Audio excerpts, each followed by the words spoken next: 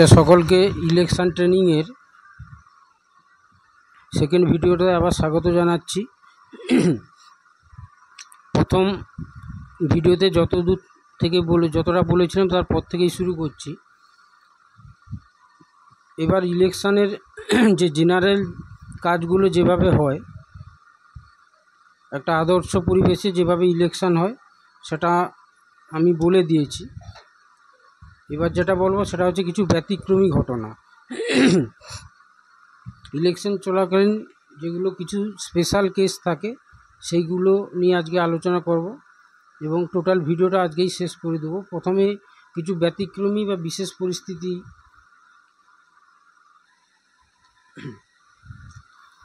প্রথমে যেটা আছে মেশিন প্রতিস্থাপন, তারপর টেস্ট ভোট, অন্ধ ও দুর্বল ভোটদান, challenged vote, tender vote, ASD অর্থাৎ অ্যাবসেন্টি, শিফটেড এবং ডেড বা ডিলিটেড ভোটদান, প্রক্সি ভোটদান, ভোট না দেওয়ার সিদ্ধান্ত, ভোটিং পদ্ধতি লঙ্ঘন।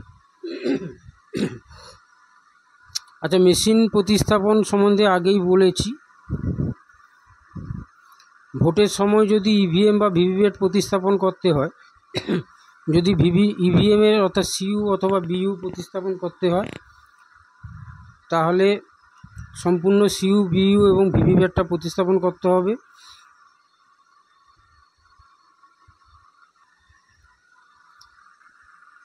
এবং তার সঙ্গে যেটা মক পোল একটি করে দিতে হবে, আগে বলা হয়েছে। কিন্তু যদি শুধু ভিভিপ্যাটটা প্রতিস্থাপন করা হয় তাহলে আর মক পোল করার দরকার নেই।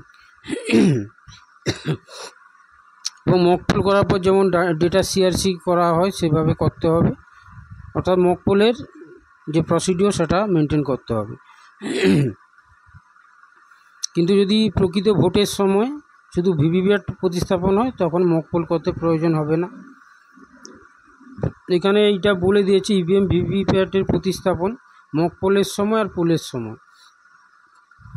শুধু ডিফেক্টিভ ইউনিট সিইউ অথবা বিইউ কিংবা ভিভিপ্যাট পাল্টানো হবে মক পোলের সময়, কিন্তু পোল যখন শুরু হয়ে যাবে অ্যাকচুয়াল পোল, তখন বিইউ বা সিইউ ডিফেক্টিভ হলে পুরো সেটটা চেঞ্জ করতে হবে, আর ভিভিপ্যাট ডিফেক্টিভ হলে শুধু ভিভিপ্যাটটা চেঞ্জ করতে হবে, মক পোল এখানে করতে হবে না।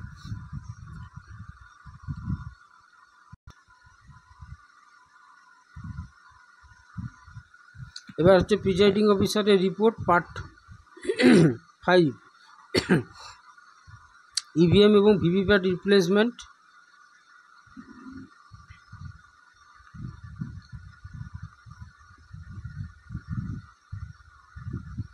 যেটা ডিউরিং পোল অথবা after completion of the poll, একই রকমভাবে এসসি নাম্বার, পোলিং স্টেশন নাম দিবেন। যেটা আগের বিইউসি অথবা ভিভিপ্যাট ছিল তার নাম্বারগুলো দিতে হবে, আর যেটা নতুন প্রতিস্থাপন করেছেন তার নাম্বারগুলো দিতে হবে। পোলিং এজেন্টদের সই করতে হবে আর প্রিজাইডিং অফিসারের সই করতে হবে। এবার আর একটা ব্যাপার আছে ভিভিপ্যাট নিয়ে ভোটারদের অভিযোগ, যেটা হচ্ছে রুল 49 বলা হয়। যদি কোনো ভোটার ভোট দিতে এসে এরকম কোনো অভিযোগ করে যে সে যে বোতামে টিপেছে ভিভিপ্যাট থেকে তার অন্য কোনো কাগজ বেরোচ্ছে, অর্থাৎ যে ক্যান্ডিডেটকে ভোট দিয়েছে ভিভিপ্যাট স্লিপ অন্য কোনো ক্যান্ডিডেটে বেরোচ্ছে, তখন প্রিজাইডিং অফিসার তার কাছ থেকে একটা ঘোষণাপত্র নেবেন এবং মিথ্যা বললে যে শাস্তিমূলক ব্যবস্থা হবে সেটা তাকে জানিয়ে দিবেন। তবুও যদি সে সেটা টেস্ট করতে রাজি হয়, সেটাকে টেস্ট ভোট বলা হয়, তখন প্রিজাইডিং অফিসারকে সেই ভোটার এবং পোলিং এজেন্টদের নিয়ে ওই কম্পার্টমেন্টের ভেতরে ঢুকতে হবে এবং একটা ভোট দিতে হবে। যদি দেখা যায় যে তার অভিযোগ মিথ্যা, তখন 17A রেজিস্টার এবং 17C রেজিস্টারে সেটাকে টেস্ট ভোট হিসাবে উল্লেখ করতে হবে এবং সেটা কিন্তু ভোট গণনার সঙ্গে গণনা হবে না। আর যদি দেখা যায় যে তার যে অভিযোগটা করেছিল অর্থাৎ স্লিপটা ভুল বেরোচ্ছে, তাহলে এটা সঙ্গে সঙ্গে আরও নজরে আনতে হবে এবং ভোটিং পদ্ধতি বন্ধ রাখতে হবে।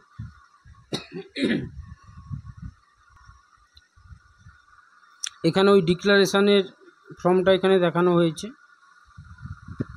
এবার অন্ধ আর অশক্ত ভোটারদের ভোট দেওয়া, এগুলো একটা বিশেষ পরিস্থিতি। ভোট চলাকালীন এরকম পরিস্থিতি হতেই পারে যে কোনো ভোটার সে হচ্ছে ব্লাইন্ড, সে নিজের ভোটটা নিজে দিতে পারবে না, যদিও ব্যারেল স্ক্রিপ্ট থাকবে বোতামের পাশে, তবুও সে যদি ভোট দিতে অসমর্থ হয় অথবা অশক্ত ভোটার মানে যে ভোট দিতে অক্ষম অর্থাৎ খুব দুর্বল অসুস্থ এরকম কোনো ভোটার,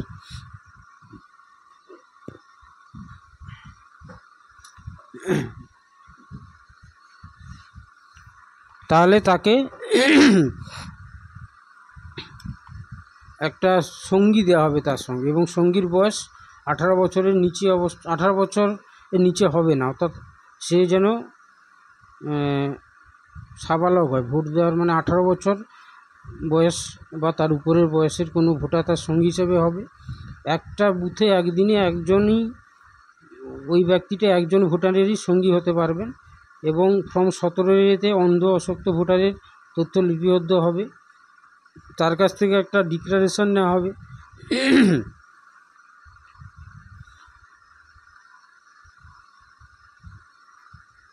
দুটো ক্ষেত্রে হতে পারে, এক ক্ষেত্রে সহযোগী ও সঙ্গী তাকে ভোটিং কম্পার্টমেন্ট পর্যন্ত নিয়ে যাবে, আর একটি ক্ষেত্র আছে যেখানে সহযোগী বা সঙ্গী তার ভোটটা তার হয়ে দিয়ে দেবে, দুটোই হবে, এবং সেটা প্রিজাইডিং অফিসার তার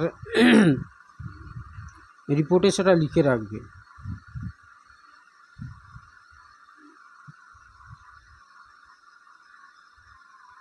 যদি কম্পেনিয়ন অর্থাৎ সঙ্গী হচ্ছে ভেতরে যায় তাহলে সেটা 17-তে লিখে রাখতে হবে, আর যদি না যায় 17-তে লেখার প্রয়োজন নেই। এই যে 17-এ ফর্মটা একটা স্ক্রুটিনি যে খামগুলো আছে তার সঙ্গে দিতে হবে, প্রিজাইডিং অফিসারের ডায়েরিতে লিখতে হবে, এবং ভোটার রেজিস্টারেও সেটা উল্লেখ থাকতে হবে। এবং যে ভোটার ভোট দিতে যাবেন অর্থাৎ সঙ্গী, তার কিন্তু ডান হাতের তর্জনীতে ওই কালিটা লাগাতে হবে, আর সে যদি ওই বুথেরই ভোটার হয় তখন সে নিজের ভোটটাও একসঙ্গে দিয়ে দিবে, তখন তার কালিটা বাম হাতের তর্জনীতে লাগানো হবে।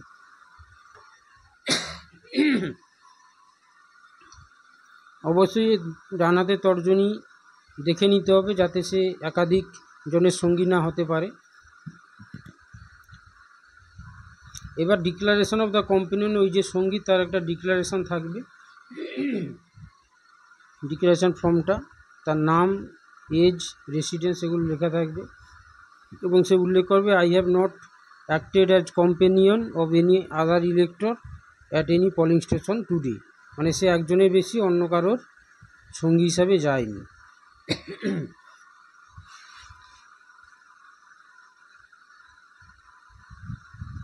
এবার এখানে ডিটেলসটা থাকবে যে ভোট দিয়েছে এবং যার উদ্দেশ্যে ভোট দেওয়া আছে তাদের ডিটেলসটা এখানে থাকবে, প্রিজাইডিং অফিসার সই থাকবে। আর একটা বিশেষ পরিস্থিতি হচ্ছে চ্যালেঞ্জ ভোট। চ্যালেঞ্জ ভোট মানে হয়তো কোনো ভোটার ভোট দিতে এসেছে পোলিং স্টেশনে, কিন্তু যারা পোলিং এজেন্ট আছে তারা বলল যে এই ব্যক্তিটি ওই বুথের ভোটার নয়। এবার এটা চ্যালেঞ্জ করলে তিনি প্রিজাইডিং অফিসারের কাছে চ্যালেঞ্জ ভোটের আবেদন করবেন, এবং 2 টাকার একটা ফি হিসাবে সেটা রেখে দিতে হবে, এবং ফর্ম 14-তে চ্যালেঞ্জ ভোটের তালিকা হিসাবে সেটা লিখতে হবে। প্রিজাইডিং অফিসার একটা সামারি ইনকোয়ারি করবেন, যদি চ্যালেঞ্জ করেছেন তাকে বলতে হবে যে নিজের দাবি সাপেক্ষে তথ্য প্রমাণ দিতে, অর্থাৎ যে পোলিং এজেন্ট চ্যালেঞ্জ করেছেন তাকে তার সাপেক্ষে তথ্য প্রমাণ দিতে হবে, আর যার বিরুদ্ধে চ্যালেঞ্জ করা হয়েছে তাকেও তার সাপেক্ষে তথ্য প্রমাণ দিতে হবে। চ্যালেঞ্জ প্রতিষ্ঠিত না হলে চ্যালেঞ্জারের টাকা বাজেয়াপ্ত ফরফিট হবে, আর ফর্ম 14-এর 10 নম্বর কলামে সেটি লিখে রাখতে হবে, কাউন্টার ফলেও সেটি উল্লেখ থাকবে। আর যদি দেখা যায় যে সে যেটা চ্যালেঞ্জ করেছে অর্থাৎ ওই ভোটারটি ওই বুথের নয়, তাহলে সেই ভোটারকে মানে ইলেকশন কমিশনের আইন অনুযায়ী ডুপ্লিকেট ভোট দেওয়ার অপরাধে তাকে পুলিশের হাতে তুলে দেওয়া হবে।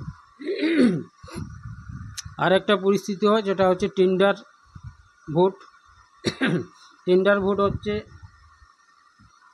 এমন কোনো একটা কোনো ভোটার এসে বুথে দেখলো যে আগে থেকেই তার ভোটটা দেওয়া হয়ে গেছে, তখন তাকে টেন্ডার ভোট দিতে হবে এবং সে চাইবে যে আমার ভোটটা আমি দেব, তখন তাকে টেন্ডার ব্যালট ইস্যু করতে হবে। ডিস্ট্রিবিউশন কাউন্টার থেকে প্রতি বুথের জন্য 20টা করে টেন্ডার ব্যালট ইস্যু করা হয় এবং সেটা এই টেন্ডার ব্যালটের হিসাবটা 17B রেজিস্টারে লিখে রাখতে হয়। যিনি টেন্ডার ব্যালট দিয়ে ভোট করবেন তার সই এবং লেফট থাম ইমপ্রেশন নিতে হবে 17 রেজিস্টারে। 17 রেজিস্টারে বলছি, 17Bতে। 17A কিন্তু ওই টেন্ডার ব্যালটের সই হবে না যিনি ভোট দিবেন। ওনাকে একটা টেন্ডার ব্যালট পেপার ইস্যু করবেন, উনি কম্পার্টমেন্টের ভেতরে গিয়ে আরও ক্রস মার্ক দিয়ে ভোট দেবেন এবং সেই ব্যালট পেপারটি প্রিজাইডিং অফিসারের হাতে দেবেন। এবার প্রিজাইডিং অফিসার নির্দিষ্ট খাম আছে টেন্ডার ব্যালট পেপার রাখার জন্য, সেই খামের মধ্যে টেন্ডার ব্যালটটি রাখবেন এবং 17B রেজিস্টারে সেটা উল্লেখ করবেন। এবার ভোট শেষে যে ভোটার্স অ্যাকাউন্ট অর্থাৎ 17 সিট পার্ট 1-এ 8 নম্বর কলামে কতগুলো টেন্ডার ব্যালট পেপার পেয়েছেন, কতগুলো ভোটারকে দিয়েছেন ও কতগুলো টেন্ডার ব্যালট পেপার আনইউজড হিসাবে থেকে গেছে সেগুলো লিখে রাখতে হবে। এবার ফর্ম 17B যেটা হচ্ছে list of tender ballot tender votes, তার লিস্টটা এখানে একই রকমভাবে লিখতে হবে। Serial number, name of the elector, serial number of elector, in ইলেক্টরের roll of the person who has already voted in the place of the elector. মানে ওই ইলেক্টরের সিরিয়াল নাম্বার এবং পান নাম্বার এখানে লিখতে হবে এবং 17 রেজিস্টারে কত নম্বর সিরিয়াল নাম্বার সেটা লিখতে হবে। থাম ইমপ্রেশন নিতে হবে এই ভোটারের, প্রিজাইডিং অফিসার সই করবেন।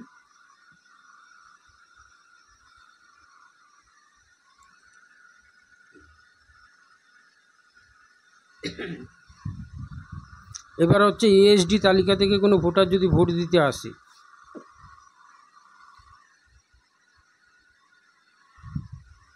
ASD বলতে আমি আগেই বলেছি অ্যাবসেন্টি, শিফটেড এবং ডিলিটেড। এই তালিকার কোনো ভোটার ভোট দিতে এলে তাকে তার নিজস্ব এপিক আনতে হবে। প্রিজাইডিং অফিসার তার পরিচয়পত্র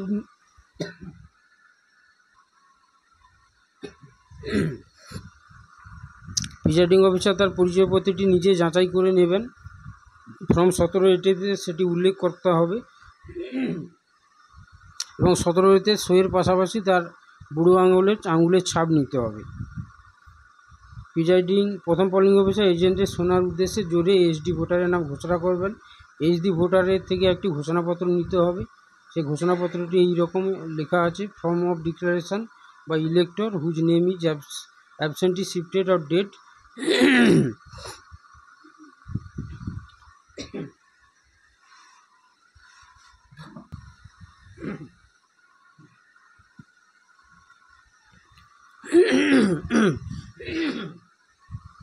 আচ্ছা, এবার আর একটা পরিস্থিতি হয় প্রক্সি ভোট।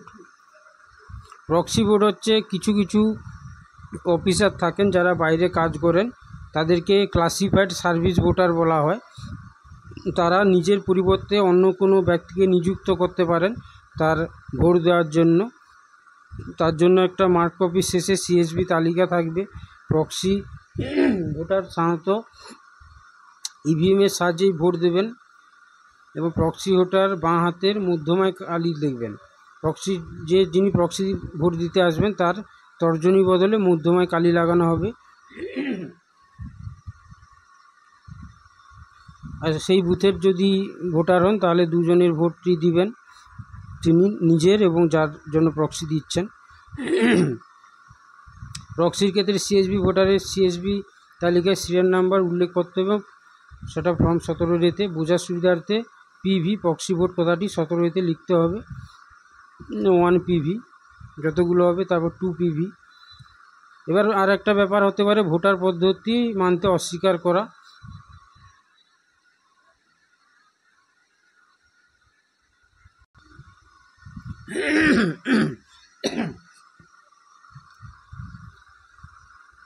যদি কোনো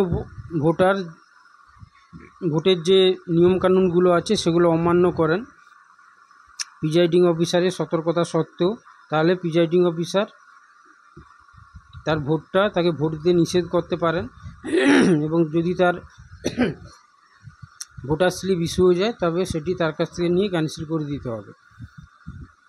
এবং 17 রেজিস্টারে not allowed to vote violating voting procedure violated লিখতে হবে। ভোট দিতে অস্বীকার করা, এমনও হতে পারে কোনো ইলেক্টর তার ভোট দিতে অস্বীকার করলেন, হয়তো কেউ 17 রেজিস্টারে সই করে দেওয়ার পরও কোনো রকম vote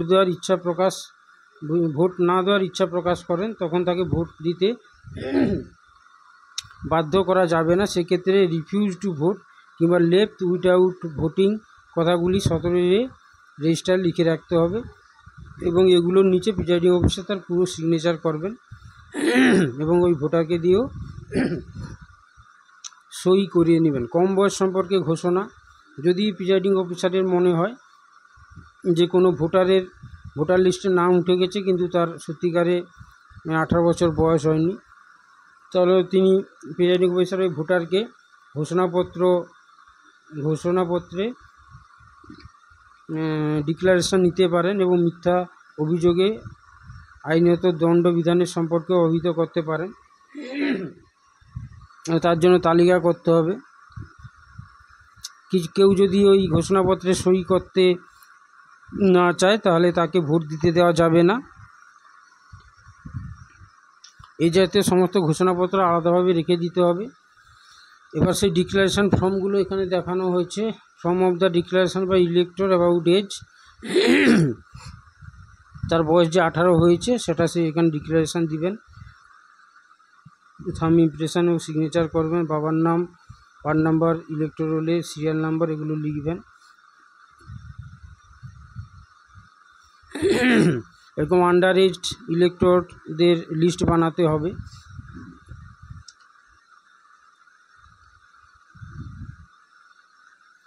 list of the electors who have refuse to make declaration, যারা ডিক্লারেশন দিতে রাজি হয়নি তাদেরও একটা লিস্ট বানাতে হবে। এবার প্রিজাইডিং অফিসার সিগনেচার করবেন।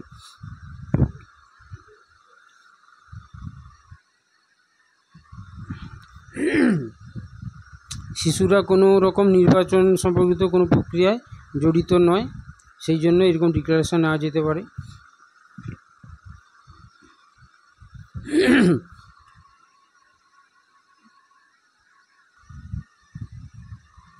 এবার ভোট গ্রহণ সমাপ্তিতে কী কী কাজ দেখুন, যেগুলো ইম্পর্টেন্ট জিনিস সেগুলো বলে দিয়ে। 17C পোলিং এজেন্টের স্বাক্ষর প্রক্রিয়া, কাগজপত্র সিলিং, মেশিন সিলিং, সংবিধিবদ্ধ তৃতীয় প্যাকেট, বিভিন্ন প্যাকেটগুলো বলছে তৃতীয় চতুর্থ প্যাকেট ইত্যাদি পূরণ। প্রিজাইডিং অফিসারের ডায়েরি, ভিজিট শিট, যারা আসছে তাদেরকে সই করানো, প্রিজাইডিং অফিসারের অ্যাডিশনাল রিপোর্ট ফ্রম 17 বা রেজিস্টার অফ ভোটার্স, পোলিং এজেন্টের মুভমেন্ট শিট আর প্রিজাইডিং অফিসার রিপোর্ট পার্ট 1, 2, 3, 4, 5। আচ্ছা, ভোটের শেষে ক্লোজ অফ পোলের ডিক্লারেশান দিতে হবে। ভোটটা কীভাবে শেষ হবে, 5 মিনিট আগে ভোটের নির্দিষ্ট টাইমে প্রিজাইডিং অফিসার বাইরে এসে ঘোষণা করবেন যে যারা এখনও ভোট দেননি লাইনে দাঁড়িয়ে যান এবং একটা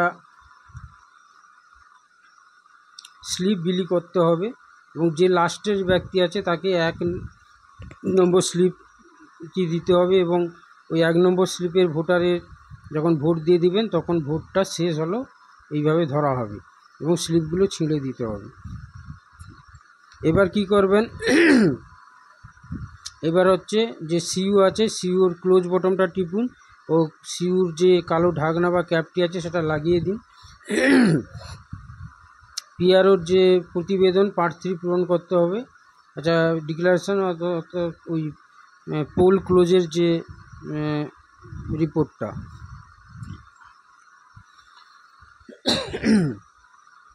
ফর্ম 17C পার্ট 1-এ আইটেম 5-এ মোট কত ভোট পড়েছে সেটি লিখে ফেলুন। টোটাল বটন টিপলে টোটাল ভোটটা দেখিয়ে দেবে। সিইউ সুইচ অফ করে বিইউসিউ সংযোগ বিচ্ছিন্ন করুন। 17-এ যে রেজিস্টার, যেটা সব থেকে লাস্ট সিরিয়াল নাম্বার, তার নিচে একটা লাইন টানুন এবং লিখুন the serial number of the last entry in the form 17 is. Serial নাম্বারটা এখানে লিখতে হবে, নিচে সই করুন, পলিং এজেন্টে সই করান। আচ্ছা, presiding officer report part 3, pressing of the close button after completion of the poll. একই রকমভাবে এগুলো লিখতে হবে। পোলিং অফিসাররাও এখানে it is certified that I have press the close button of the control unit at the end of the poll in the presence of the following. এখানে যে polling অফিসাররা আছেন অর্থাৎ PO 1, 2, 3 তাদেরও নাম, ডেজিগনেশন, সিগনেচার নেবেন এবং যারা পোলিং এজেন্ট তাদের সিগনেচার নেবেন। প্রিজাইডিং অফিসার সই করবেন। অ্যাকাউন্ট অফ ভোটার 17C, এটা আগেও একটা ভিডিওতে বলা হয়েছে, সেটা দেখে নিতে পারেন, আমার চ্যানেলেই আছে। এবার এখানে একটা হিসাব করতে হয়, ইভিএমের যে মোট ভোটার সংখ্যাটা সমান 17 রেজিস্টার কলাম 1-এ মোট ভোটার সংখ্যা মাইনাস কতজন ভোটার ভোট দেবেন না সিদ্ধান্ত নিয়েছিলেন, রিফিউজ টু ভোট যাকে বলে, মাইনাস কতজন ভোটারকে ভোট দিতে দেওয়া হয়নি, ভায়োলেশন অফ ভোটিং প্রসিডিওর বা সিক্রেসি, মাইনাস যে কজন ভোটার ভিভিপ্যাট টেস্ট ভোট দিয়েছেন, সেইটা সমান ইভিএমের মোট ভোটার সংখ্যা হবে। প্রত্যেকটা পোলিং এজেন্টকে 17C অ্যাটেস্টেড কপি একটা করে দিতে হবে এবং রিসিভ করে নিতে হবে। ভোট শেষে প্রিজাইডিং অফিসারের declaration of the close of the poll, সেটা ঘোষণাপত্র দিতে হবে এবং সেটা এজেন্টদের সই করে নিতে হবে। এবার এটা হচ্ছে ফর্ম 17C, যেটা অ্যাকাউন্টস অফ ভোটার বলা হয়। এটা খুব ডিটেলসে আমার আগের ভিডিওতে আছে। এটা খুব গুরুত্বপূর্ণ জিনিস, এটা খুব সাবধানে পূরণ করতে হবে। এখানে প্রথমে নামগুলো লিখবেন, কন্ট্রোল ইউনিটের সিরিয়াল নাম্বার, ব্যালট ইউনিট, ভিভিপ্যাটের সিরিয়াল নাম্বার, টোটাল কত ওখানে ভোটার ছিল, কতজন ভোট দিয়েছে, কতজনকে দেওয়া হয়নি, কতজন দিতে চায়নি, কতগুলো টেন্ডার ব্যালট ভোট দিয়েছেন, টেস্ট ভোট কোন কোন ক্যান্ডিডেটের কতজন পড়েছে, শেষ পর্যন্ত এইসব মাইনাস করে ভোটিং মেশিনে কতগুলো ভোট আছে, টেন্ডার ব্যালটের নাম্বারগুলো লিখতে হবে, পেপার সিলের নাম্বার, এখানে পোলিং এজেন্ট প্রিজাইডিং অফিসার সই করবেন, ডেট, প্লেস, পোলিং এজেন্টের সই থাকবে।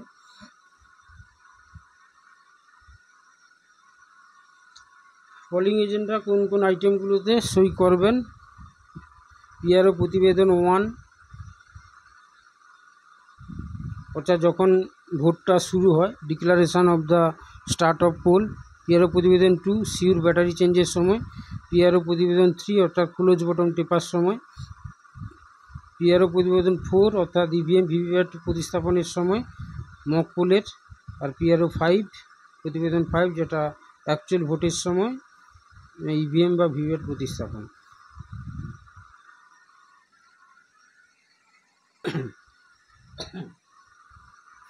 আচ্ছা, এবার প্রিজাইডিং অফিসারের যে ডিক্লারেশানগুলো থাকে, 4টা ডিক্লারেশন থাকে। প্রথম ডিক্লারেশন 1-তে ভোট শুরুর আগে পোলের ঘোষণাপত্র, দ্বিতীয় অংশে ভোট চালু পরবর্তী ইভিএমের প্রতিস্থাপন, তৃতীয় অংশে ভোট শেষ, আর চতুর্থ অংশ ইভিএম সিল করার পর।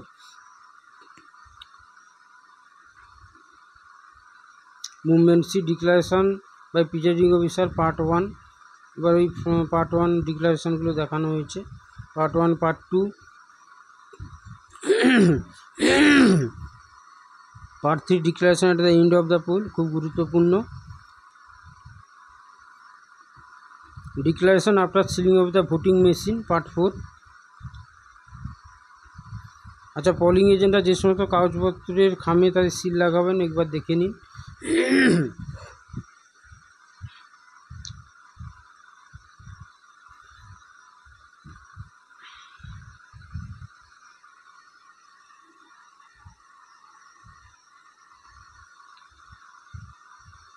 আচ্ছা, এবার যে বিভিন্ন কাগজপত্র যে সিলিং হবে সেই প্যাকেটগুলোর সম্বন্ধে বলেছে। হোয়াইট কাভার ইভিএম পেপারস থাকবে,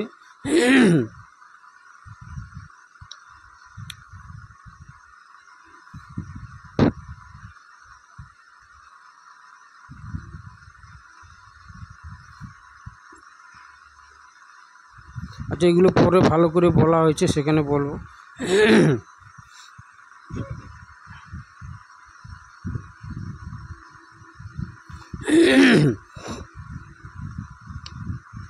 আচ্ছা, ভোট শেষে এবার কী করতে হবে, সিউকে সুইচ অফ করে ক্যারিং বক্সে ঢুকে দিতে হবে, অ্যাড্রেস ট্যাগ মারতে হবে, প্রিজাইডিং অফিসারের সই থাকবে, এজেন্টদের সই করতে বলতে হবে।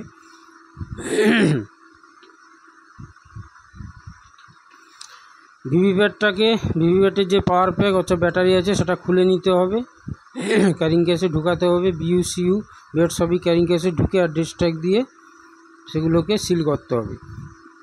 6 রকমের প্যাকেট থাকবে, লার্জ প্যাকেট। সেই প্যাকেটগুলো সম্বন্ধে সংক্ষেপে বলে দিচ্ছি। প্রথমে হচ্ছে ফার্স্ট প্যাকেট, যেটাকে বলে ইভিএম পেপারস কাভার।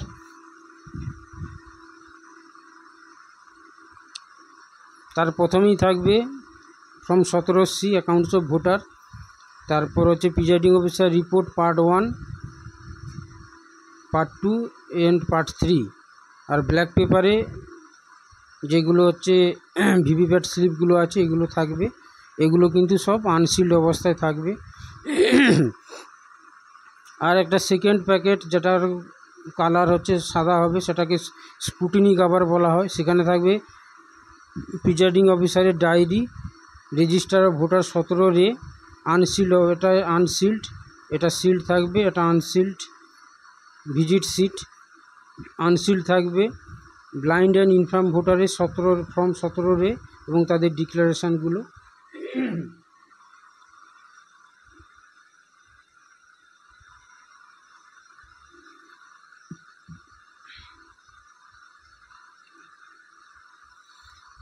এগুলো সব ইভিএম ভিভিপ্যাটের সঙ্গে স্ট্রং রুমে থাকবে।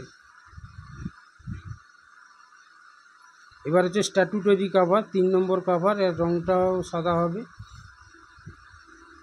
ইলেক্টোর রোল এবং লিস্ট অফ সিএসবি থাকবে, সিল এনভেলপ কন্টেনিং ভোটার স্লিপগুলো থাকবে,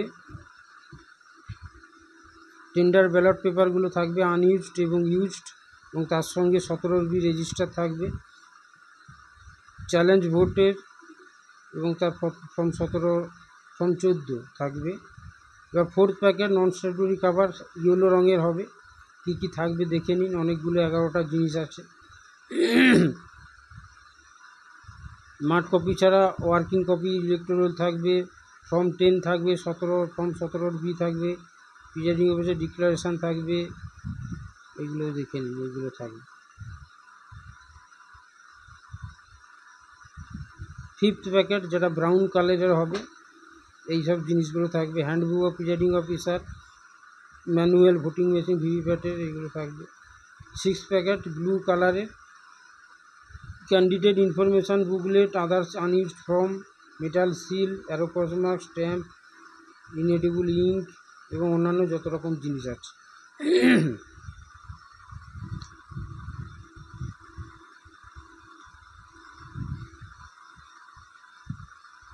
প্রিজাইডিং অফিসার ডায়েরি, এটা বেশ বড় হবে, খুব যত্ন সহকারে এটা পূরণ করতে হবে। ভিজিট সিট, স্ক্রুটিনির সময় এটা প্রয়োজন হতে পারে।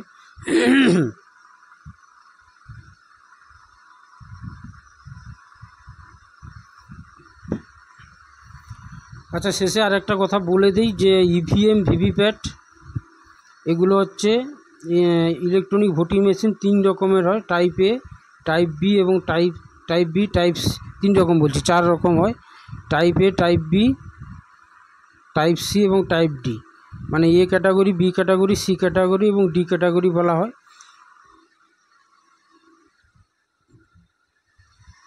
এ ক্যাটাগরি ইভিএম বলতে যেখানে অ্যাকচুয়াল পোল হয়েছে, ভোট হয়েছে, সেটাকে এ ক্যাটাগরি ইভিএম বলা হয়। বি ক্যাটাগরি ইভিএম হচ্ছে যেখানে ভোট অ্যাকচুয়াল পোল চলাকালীন কোনো ডিস্টার্বের জন্য ইভিএম চেঞ্জ হয়েছে, সেটাকে বি ক্যাটাগরি ইভিএম বলা হয়। সি ক্যাটাগরি ইভিএম হচ্ছে মক পোলের সময় যদি কোনো ইভিএম চেঞ্জ হয়, সেটা হচ্ছে সি ক্যাটাগরি ইভিএম। আর ডি ক্যাটাগরি হচ্ছে যেটা কোনো ইউজড হয়নি, আনইউজড সেক্টর অফিসারের কাছে থাকে, সেটা ডিও ক্যাটাগরি। আচ্ছা, এ আর বি ক্যাটাগরি ইভিএমগুলো স্ট্রং রুমে যায় এবং সি ও ডি ক্যাটাগরি ইভিএমগুলো কমিশন নির্দেশ মতো নির্দিষ্ট জায়গায় রাখতে হয়। এবার রিসিভিং সেন্টারে কি কি কাজ হয়? ভোটের সামগ্রী জমা নেওয়া হয় এখানে, আপনারা জানেন। এসি ভিত্তিক করে পোলিং স্টেশন পিছু আপনাদের জমা নেওয়ার নির্দিষ্ট জায়গা করে দেওয়া থাকবে। চেকলিস্ট অনুযায়ী মানপত্র জমা নেবেন, কাউন্টারে সই করবেন, বিইউসি ভিভেট সিল করা আছে কিনা দেখে নেবেন। 17-তে উল্লিখিত ভোটারের সঙ্গে 17C-তে উল্লিখিত ভোটারের সঙ্গে 17 মিল আছে কিনা দেখবেন। ভিজিট সিট জুড়ে দিতে হবে। পোলিং এজেন্টের 17C দেওয়া আছে কিনা, মক পোলের খাম, এইগুলো সব জমা নেওয়া হবে আরসিতে।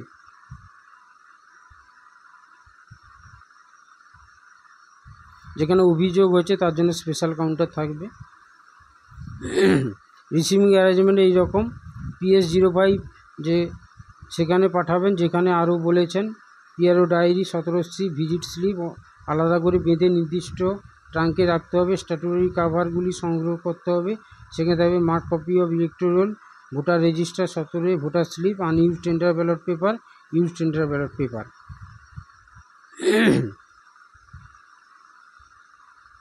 এই যে বিভিন্ন ক্যাটাগরির ইভিএম, যেটা আমি এখানে বলে দিলাম। কোভিড ব্যবস্থাপনা, এখন কোভিড নেই, তাই এটা সম্বন্ধে বেশি আলোচনা করার দরকার নেই। এবার যে প্রিজাইডিং অফিসারের যেটা রেজিস্টার করতে হয় ডিসিতে গিয়ে, প্রথমে রেজিস্ট্রেশনের যে বিভিন্ন SMS পাঠাতে হয় সেটা বলেছে। আরও আছে ARO সেক্টর অফিসার, প্রিজাইডিং অফিসারের ক্ষেত্রে এইটা হচ্ছে WB স্পেস EL স্পেস দিয়ে 001 P001 এইভাবে রেজিস্টার করতে হবে। সেভ অ্যারাইভেল পৌঁছে গেলে তার জন্য একটা SMS পাঠাতে হবে মক পোলের সময়, তারপর পোল স্টার্ট হওয়ার সময়। এবার প্রত্যেক 2 ঘন্টা অনুযায়ী 9টা, 11টা, 1টা, 3টে, 5টায়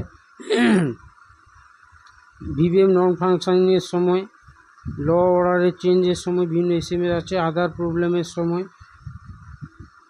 রিজলভ যদি কোনো প্রবলেম রিজলভ হয়ে যায় তাহলে PR করে আবার রিপোর্টটা করতে হবে।